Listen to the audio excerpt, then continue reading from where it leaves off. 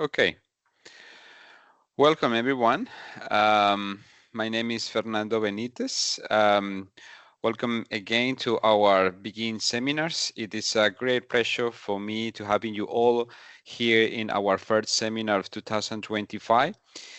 We have a great agenda of speakers from now to July.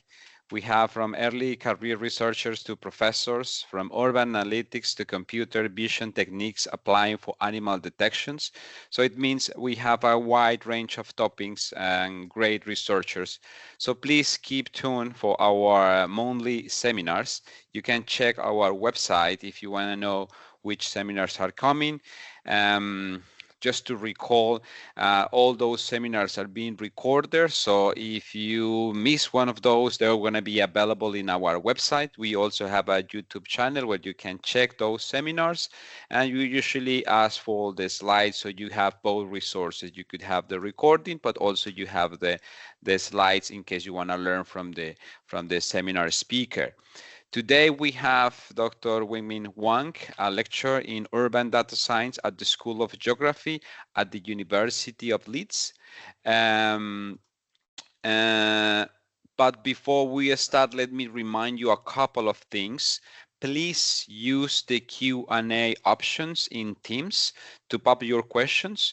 We will monitor all of them, and at the end of the talk, hopefully I will share the most relevant questions to our speakers. You can also vote to any of those questions. So I will refer to the most voted questions. Please do not unmute yourself. I believe you don't have that option, but in case it happens, please do not unmute yourself or interrupt our speakers. That's very important so we don't have noise and people talking at the same time. Again, please check our website. We are constantly updating our activities. As I said, you can find the recordings from previous seminars. And finally, keep tuned to our social media. We have a Twitter account, a Blue Sky account, where we are going to announce the next speakers. So please, if you wanted to know which ones are next from all this wide range of speakers, please keep tuned to our social media. In today's seminars, we have a very interesting topic. I was very looking forward to this talk. It's about geospatial foundation models presented, as I said, by Dr. Weiming Huang, a lecturer from the University of St. Andrews in the urban science at the School of Geography in the University of Leeds, sorry. And his research interests include several topics, spatial data mining, but more recently he has been focusing in geospatial foundation models. He also has quite experience in the academic field. He has served as a guest editor for the International Journal of Geographic Information System, Transaction and GIS, GAG, and he has been also a program committee member for several top-tier machine learning conferences. So for me and for Begin, it's a pleasure having Dr. Huang as our first speaker of these GR seminars. So without further ado, Dr. Huang, the floor is yours. Okay, thanks a lot, Fernando. And I'm going to share my screen now. Is this working? Yes, works very well. Now you can start your presentation. Okay. Thanks. Good afternoon. I mean, it's my real pleasure to join this Begin seminar and present some of our recent findings on geospatial foundation models. So let's first have a look. What is a foundation model? A foundation model is a machine learning model that is pre-trained to perform a wide range of tasks. The pre-training usually leverages large-scale datasets and the unbridled computing powers to gain a general contextual understanding of patterns, structures, and representations from the data. So foundation models, they are developed in different ways, in different forms, for different domains, for different data modalities. So for example, in natural language processing, we have the large language models, for example, like the GPT family models. And in computer vision, we have the popular vision language models, and also like the text to image generation models, like the DALL-E family models.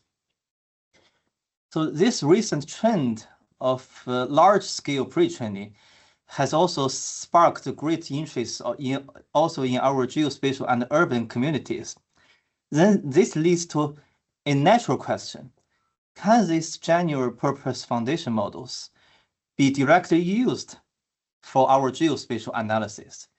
So in order to try to answer this question, we wrote a vision paper and did a series of empirical studies for a number of tasks across several subdomains in geography. In geospatial semantics, we used large language models for the tasks of proper name recognition and location description recognition. In health geography, we used the foundation models for time series forecasting of dementia. In urban geography, we used the models for land use classification based on points of interest, and noise intensity estimation based on street view images. And also we also tested the scene classification for remote sensing images. So let's have a closer look at one of the tasks. So in this task, we used the foundation models to infer the noise intensity levels reflected from the street view images. This must be this has to thanks to the increasing powerful visual question answering VQA capacity from a range of vision foundation models. So such models, they take two parts of input. So one part is an image, and the other part is a question, in the form of natural language. Then we tested several, in this paper, we tested several state-of-the-art vision foundation models by that time with the natural language question. So what is the noise intensity in this area? Is it 1, very quiet, 2, quiet, 3, noisy, or 4, very noisy? And we found that it's very interesting that the results bleep. Bleep is a VQA model, VQA foundation model. The bleep produces generally a good performance for this task, but it has made a lot of mistakes for the class very noisy. It believed that those very noisy places are simply noisy. Yeah. So so this is very interesting, and we believe that this could be attributed to the fact that bleep or this kind of vision foundation models, they have been pre-trained on so many, an enormous amount of images, so that the images are from different parts of the world. And a very noisy place in Singapore, can be only regarded as noisy by the model, because maybe it has seen so many much more noisy places, maybe in other parts of the world. Yeah. So overall, we found that the foundation models have a general understanding of the geospatial tasks. And sometimes this leads to acceptable levels of performance, but they are quite inadequate in tasks where analyzing spatial patterns is important. For example, land use classification. So overall, the foundation models for these tasks are not as good as the task-specific models that were developed by, in our geospatial or computer science communities. So such findings, they necessitate the development of geospatial foundation models. Ideally, geospatial foundation models, they should incorporate geospatial prior knowledge, our domain knowledge, like geospatial methods, geospatial laws, ways of thinking. And also, the models should be able to integrate geospatial data in multiple modalities, because we have so many, right? Like we have textual data, imagery data, sequential data. And then after the pre-training, ideally, the models can be used for a variety of geospatial or urban analysis, like the inference of land use, population, traffic, crime rate, or other socio-economic factors.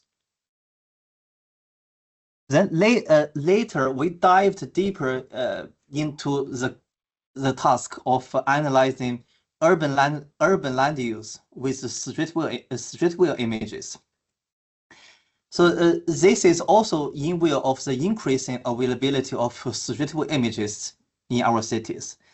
So now we are able to, obtain, many images in a city in a very fine granularity, right? We can have an image like every 100 meters, every 50 meters, or every 10 meters. So this brought us thinking, so what if we just ask the foundation model a question that, what is the urban land use reflected from this image? And if this question can be answered well, that would be, a very good thing for us, right? Because then we can obtain a very fine-grained urban land use mapping at very little cost. In that case, we don't need to train a model anymore, because that the model is already pre-trained. And also, we don't need to use ground truth data. We just need to ask questions, right? And then this is called zero-shot urban land use classification. In this case, we use zero ground truth data. Zero ground truth labels. And a natural candidate for doing this task is CLIP. CLIP is a popular vision language foundation model developed by OpenAI. It was trained by 400 million image text pairs. So it's a very large amount of data, and the pre-training is actually using a simple idea, so that there are two encoders, one text encoder and one image encoder, so that then the model maximizes the representations of the image and its corresponding. The pre-training maximizes the similarity between the representations produced from the encoders if they are from the same image text pair. And it also minimizes the similarity between the representations if the image and the text are not paired. Then after the pre-training, we can use CLIP in a zero-shot manner. This means that given a random picture, then we can get an image representation from the pre-trained image encoder, and on the other side, we can also get the text representation from a number of candidate categories like plane, cat, dog, bird, and anything that can be described in natural language. Then we just calculate the cosine similarity between the representations. Here we find that this image representation has the largest cosine similarity with the representation of dog. So then this is a dog, right? This is quite appealing, that because this is zero shot, And also this is open vocabulary, right? Because I mean, I like some computer vision models which are confined to a predetermined set of categories. Here, we can match the images with any text that you can name. So this is open vocabulary. So we saw that how about that we just replace the words like residential, commercial, industrial to be matched with the street view images to carry out zero shot image, zero shot land use classification. I mean, this sounds like very appealing, right? But we found that it doesn't work in this way. Clip doesn't work very well in this way because it has two shortcomings for this task. The first is that Clip struggles to comprehend very abstract concepts like residential, but then it is better at understanding the very concrete concepts like a semi-attached house. Then the second shortcoming is that the clip can be easily misguided by the interference in street view images. So for example, we found that it could easily believe that a street view image with many cars, they are driving on the road. It thinks that this is a parking lot. And it could also think that a street view image with many roadside trees, it is a forest. So in order to overcome the limitations, we developed Urban Clip, which is a prompting framework composed of two major components. The first is an urban taxonomy, which transforms the abstract urban land use categories to very concrete urban object types. See, we link commercial to like restaurant, shopping mall, supermarket, grocery store. And also we have a number of prompt templates, which we use to enforce the model to not pay too much attention to those interference signals like cars, like the roadside trees and road surface.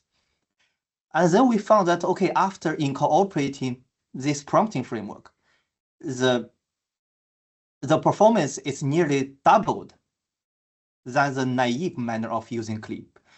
Okay, then now it becomes useful for zero-shot urban land use classification. It's also notable that we find that this zero-shot method, it is much better than we fine-tuning a ResNet 101, which is a deep learning computer vision model, where we used a lot of ground truth data for the fine-tuning. But then this is quite interesting because that we use the zero labels to beat fine-tuning a deep learning model here. Then we tested the method in 3 cities: Shenzhen in China, Singapore, and London. We also observed that the performance in Shenzhen is not as good as in Singapore and London. This actually adheres to the recent finding that Clip is biased towards wealthy and Western style cities. So with this framework, then we are able to to produce this very fine-grained land use mapping in a zero-shot manner. Meaning that we didn't use any ground truth data and we didn't train any model. We just used the pre-trained model and a prompting framework. And then after these studies, a question came to our mind. Okay, so now we have an understanding of a rough understanding of the capacities of foundation models for our tasks. So, they are good, but not good enough.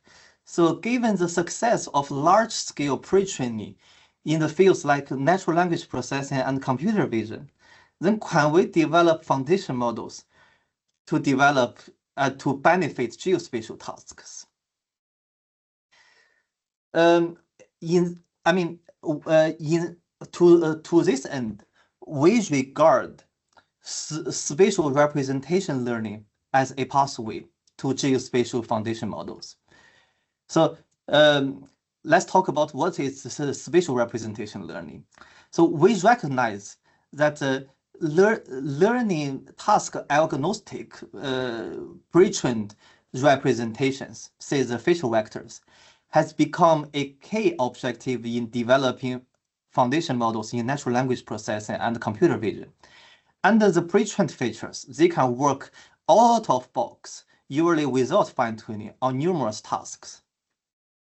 And we also recognize that the strong performances of foundation models, they are largely attributed to their capacity of learning and extracting representations from vast amounts of data. Like, for example, the DALI family models, they depend on powerful representations. And the GPT family models, they heavily rely on their remarkable capability of extracting meaningful representations from text.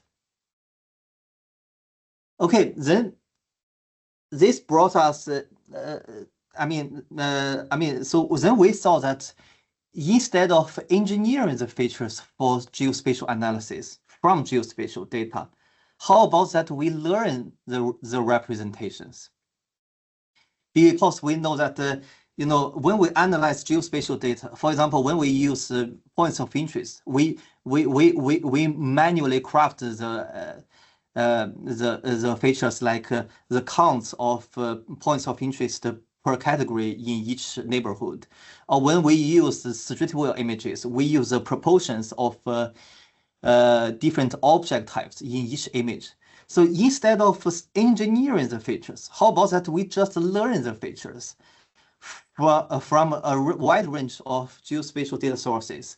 And then the features, the representations can be used for various downstream geospatial analysis. So formally, the goal of learning geospatial representations is to learn a mapping function from the data, the points of interest or human trajectories, to generate low-dimensional embeddings or representations.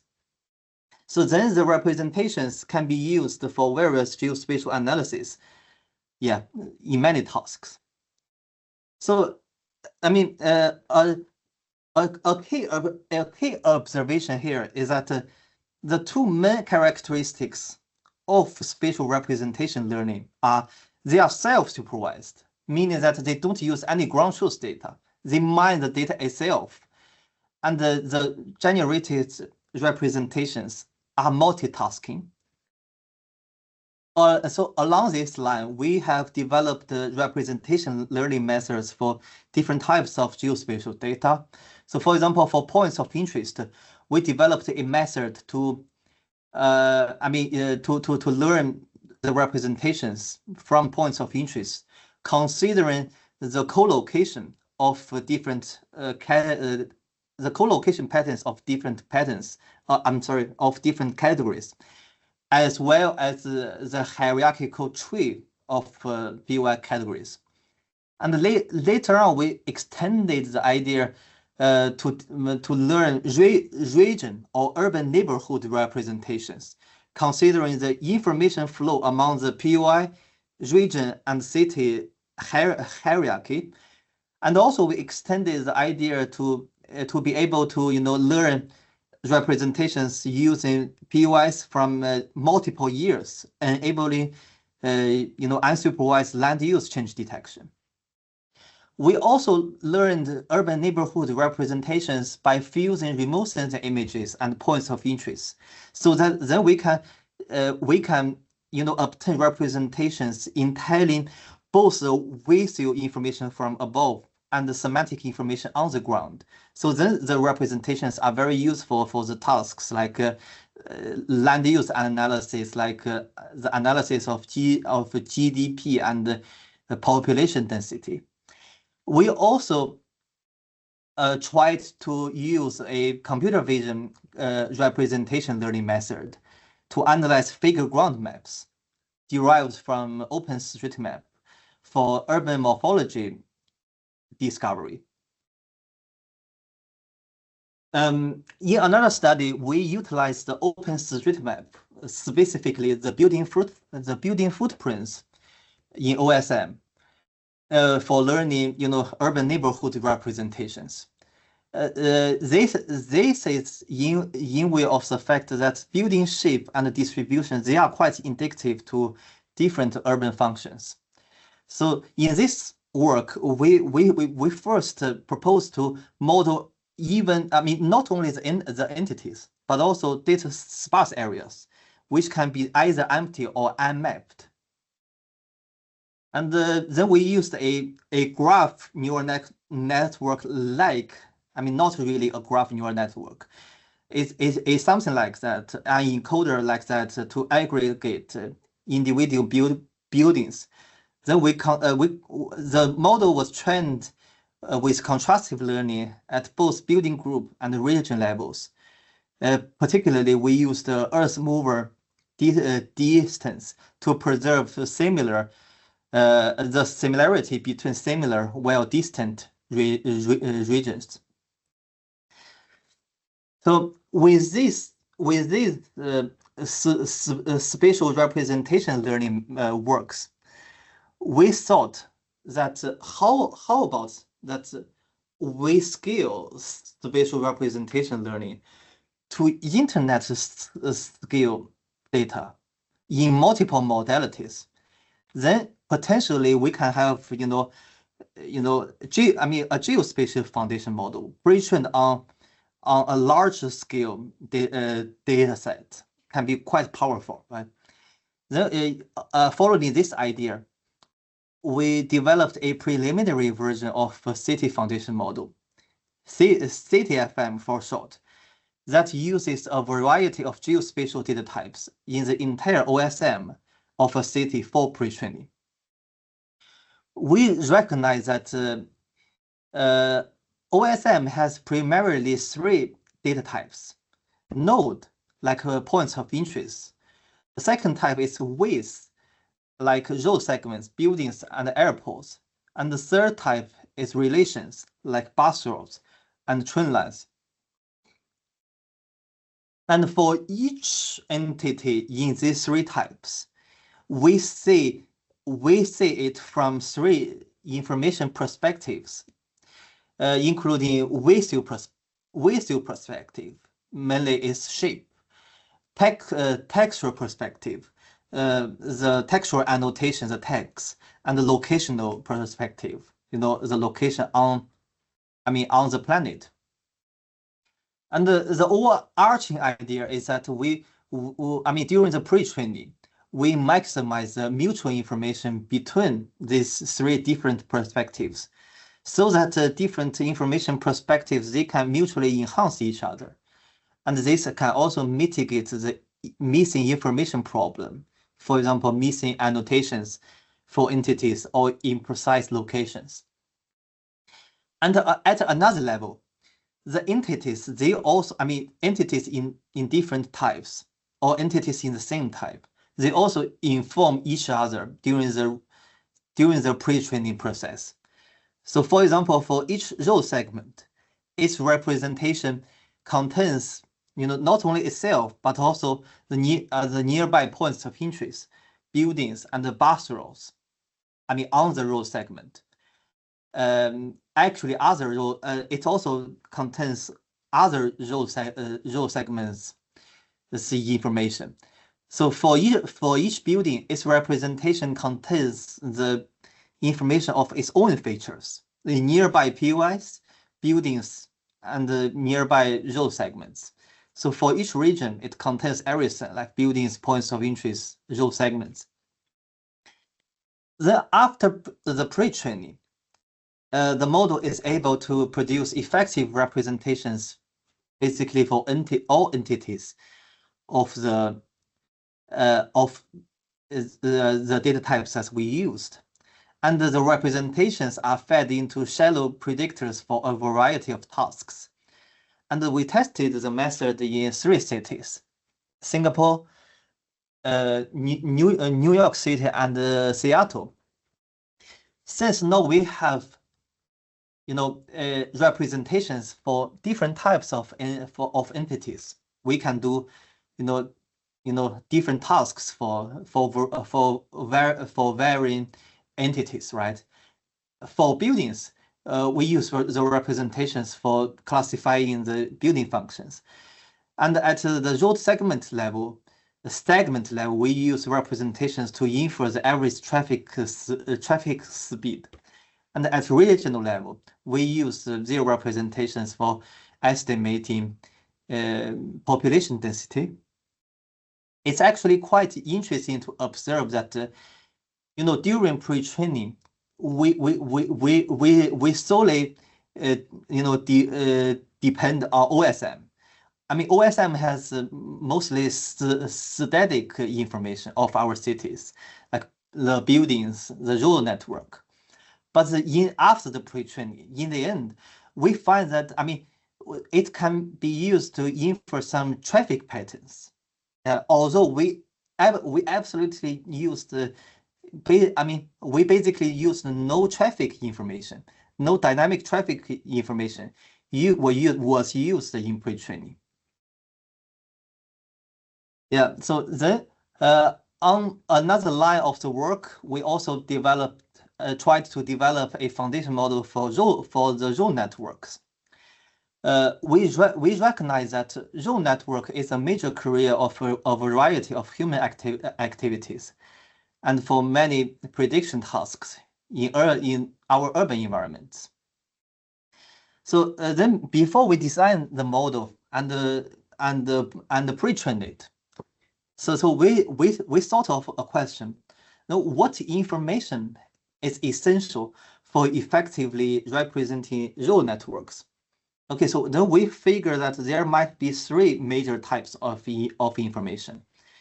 The first is the road features, the features of the road segments of the road network itself. And the second is the information of spatial proximity. Let's say adjacent road segments, they tend to be similar. They have similar patterns. And the third perspective is the geographical configuration. So according to the third law of geography, say if two entities have similar geographical configurations, then the two entities are also similar. Here, geographical configurations, they mainly mean, the environmental information, the nearby environments of the entities. Then, in view of the observations, we utilize the street-view images as a proxy to capture the similarity of geographical configurations between road segments.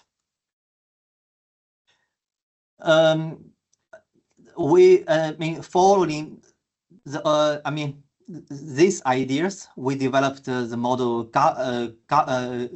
Garner, geographical law-aware road network representation learning.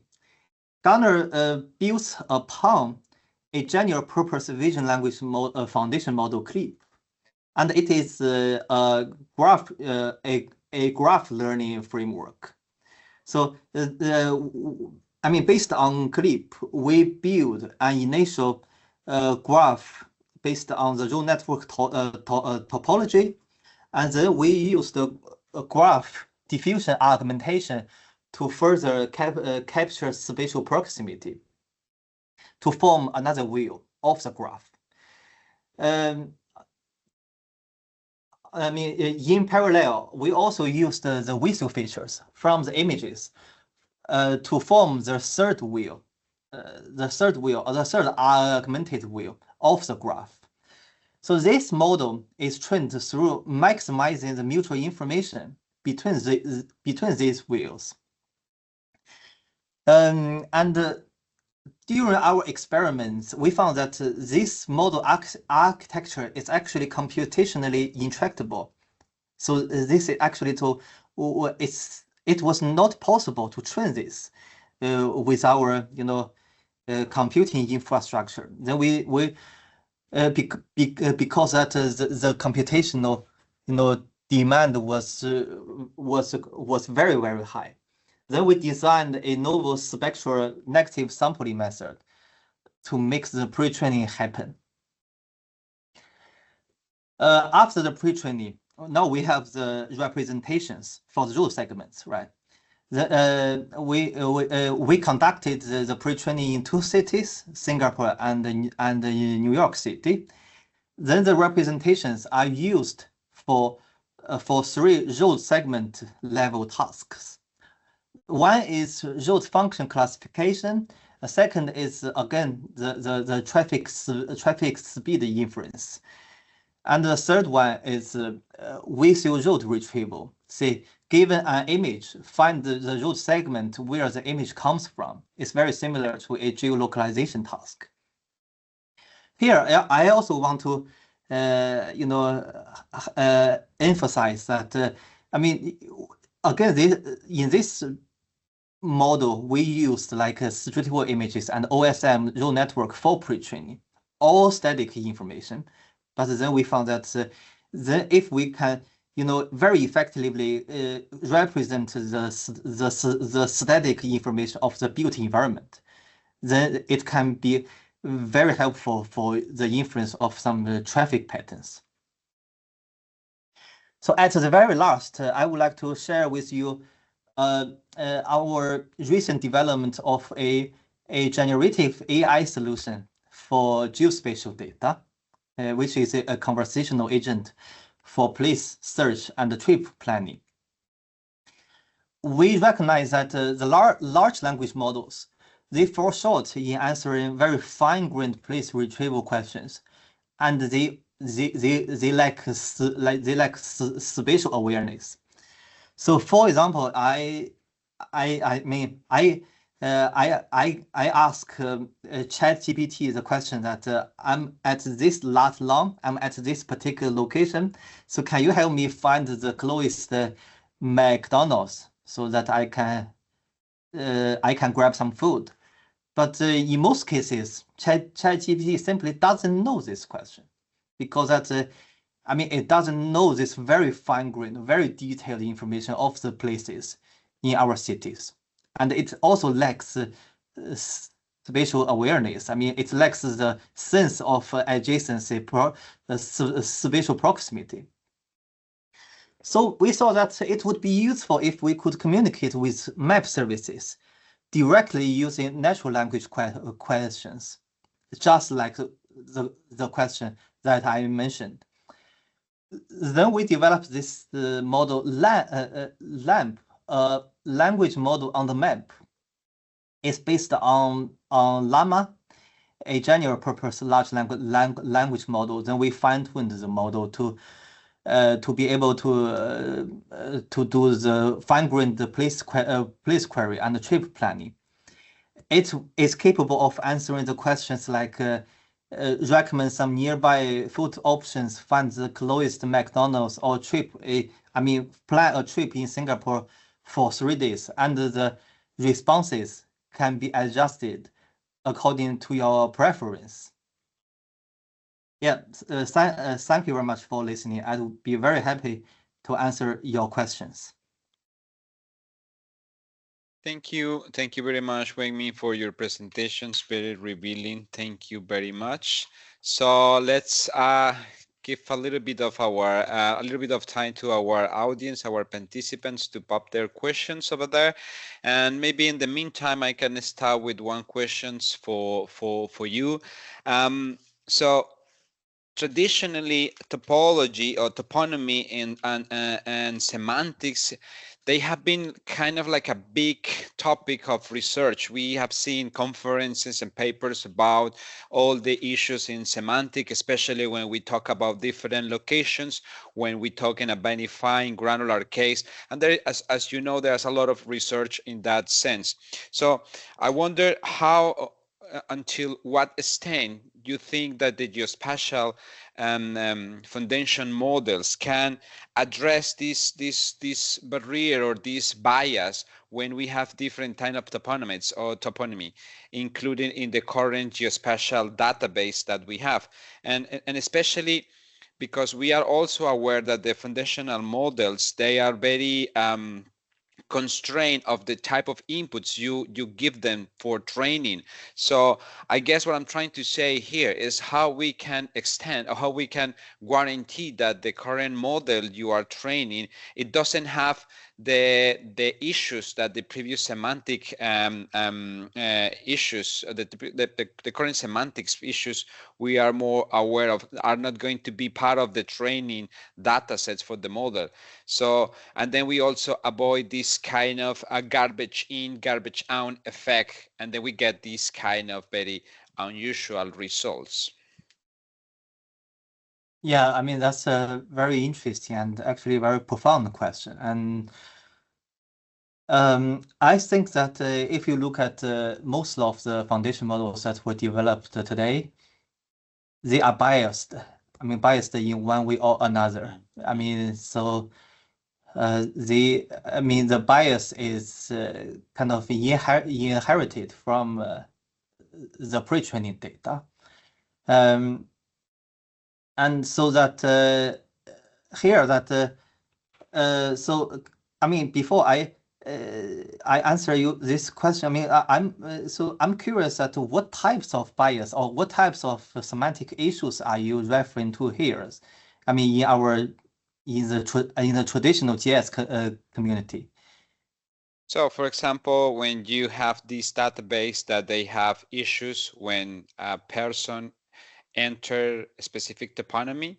In particular, for example, when we talk in different type of geographies, so what it means for people in America in terms of what is an isle, in South America, isle means another thing.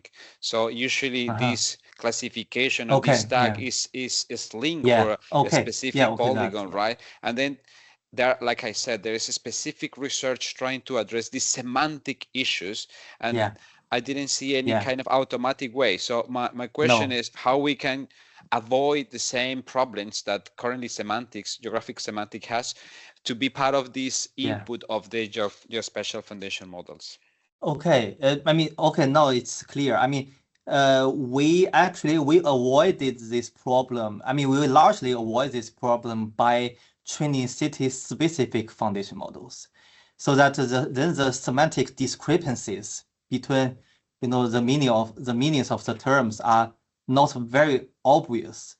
So that then this means that, for example, we train one model in 3 cities: Singapore, New York City, and Seattle, and they are separated models. So that then the model for Singapore is mainly used for understanding the urban patterns in Singapore.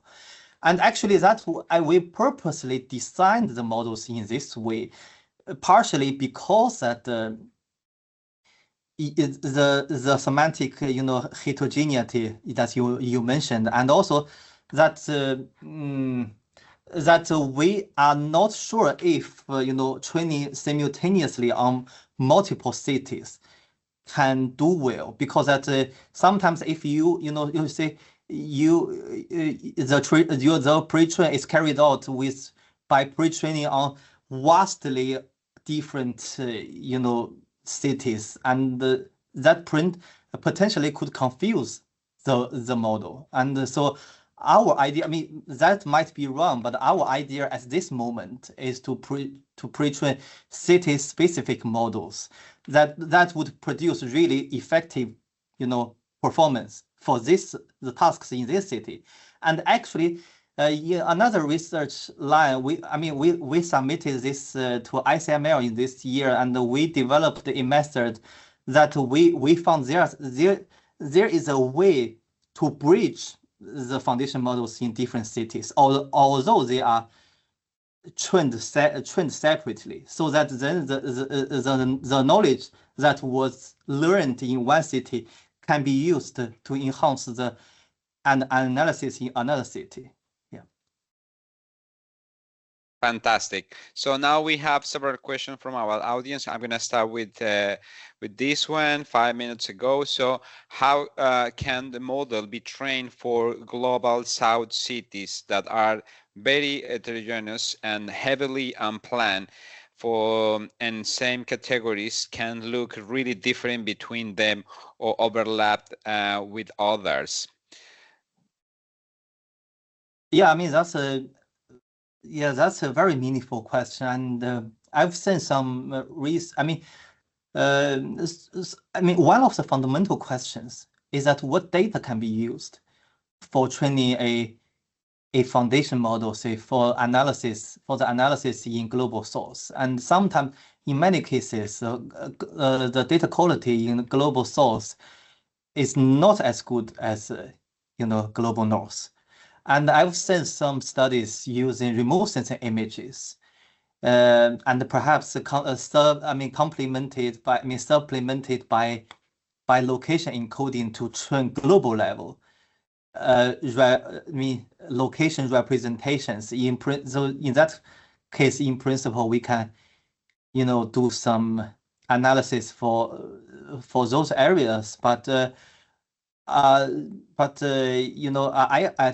admit that, for example, other types of data like human trajectories, like points of interest, they are sparse in most global source areas. Fantastic. Thank you very much. Another question. Can CT foundation model assimilate new data directly, or how does it require retraining when large data sets are added?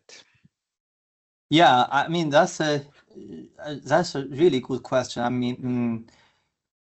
I think that the answer is, the answer depends on what you mean by new data. I mean, if that's a completely new data modality, for example, human trajectory, like a streetable image that we didn't use during the pre-training process of CTFM, then that must be retrained, or a new pipeline needs to be developed. A new pre-training framework is needed. Then, if the new data is only a small amount of like building footprints, like some like building, I'm sorry, some new built road segments, and then I think that then you don't need to retrain this, because then this model has already captured the overall pattern of the city, and those small number of newly added data instances would have very little impact on the overall pattern of the city, so that the pre-training actually learns the overall pattern. But if the city has gone through a really significant change, the overall pattern has changed, then retraining and or maybe another, a better framework like continual learning to simultaneously maintain the old knowledge and also assimilate the new knowledge is necessary to be developed. Thank you. Now there are a couple of questions. The other one is, I wonder, how do you exactly represent location of objects in CTFM? How are relative positions Yeah, modeled? okay. Yeah, so that's a very technical question, and we use location encodings, sinusoidal functions, very similar to the transformer and the location encoding that was used to encode the location of words of textual tokens in transformer or in GPT, and we used a very similar way to represent lat and long. Great. Another question. What was your ground truth for land use? I mean, ground truth data. I guess ground truth for land use. Yeah, so for ground truth data, we I mean during pre-training we didn't use any ground truth data for the for land use, and then we use the representation to fit the real ground truth data, and the ground truth data are from mainly from the authorities, and they are open data. For example, in Singapore, there was some authoritative open data of their land use data, very fine-grained. Fantastic. Another question I have is in terms of, because you have mixed a lot of data, you have different process, you have a training process, and then you have your models, and you also show us different aspects of your research, how you have been built up from basic geospatial foundation model to some more complex, including the generative AI model. So I wonder a little bit of, maybe you can extend a little bit about the computational capacity of those. Are we going to be able to run that in a classroom? Do we need to like hire highest amount of computer capacity using a cloud server? How this is going to be? Because but also the energy implications of running this one for learning purposes for the city halls. I don't know if you can mention a little bit of that sense. Now you are taking that direction. Yeah, I mean that's something definitely should be considered, that the energy like climate change implications. Now our computational cost is very insignificant compared to those general purpose foundation models. Actually, so that as I mentioned that some of our works, they are built upon the general purpose foundation models developed by OpenAI, Meta, I mean different, those organizations, and so that we build kind of, we build our models on top of them, and we build our geospatial layer. And the geospatial layer, since also we develop city-specific, city-wise models, and the cost is not very large. And on another way of thinking, it's also a way of better utilizing the general purpose foundation model that others have developed with the enormous amount, unimaginable amount of energy. And so then we prove that they are also very valuable to be the basis of geospatial foundation models. So in that way, I think that it's also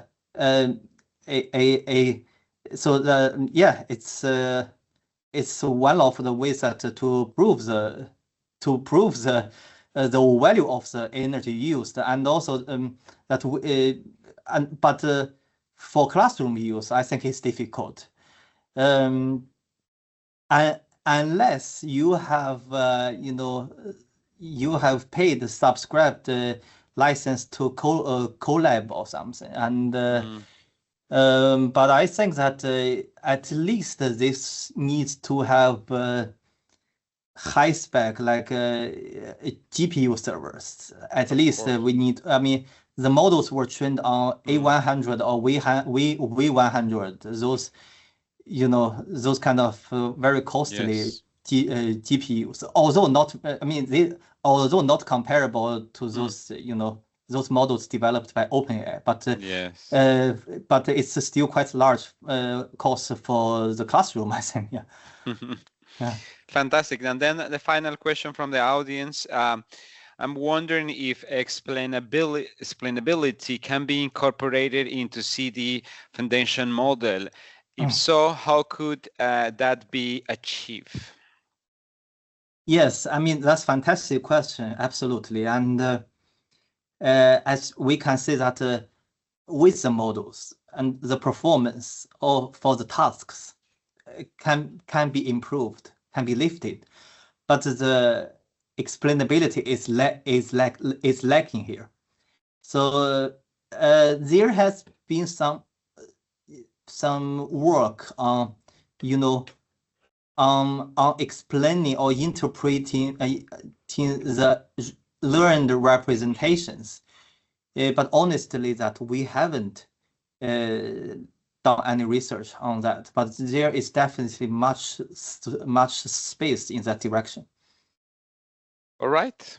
Yeah. Thank you very much. I think that's all the questions we covered. Again, Dr. Weiming, thank you very much for your time. It was a pleasure to meet you virtually, at least. Hope you have a time to visit us here in St. Andrews in the future, or maybe we can meet in any of the urban analytics or any kind of the spatial data science conference that we have here in the UK. And again, it was a pleasure to having you here. For the participants, thank you very much for staying so long for this whole hour and for your questions. And soon we are going to release the date and the link for the next month seminar. We also have a great speaker from the University of Glasgow. So keep tuning our social media and website to see the details of the new Begin seminar. So to everyone, thank you very much for your participation and see you in the next one. Thank you. Have a lovely day. Yeah, the same to you. Bye. Bye Bye. bye.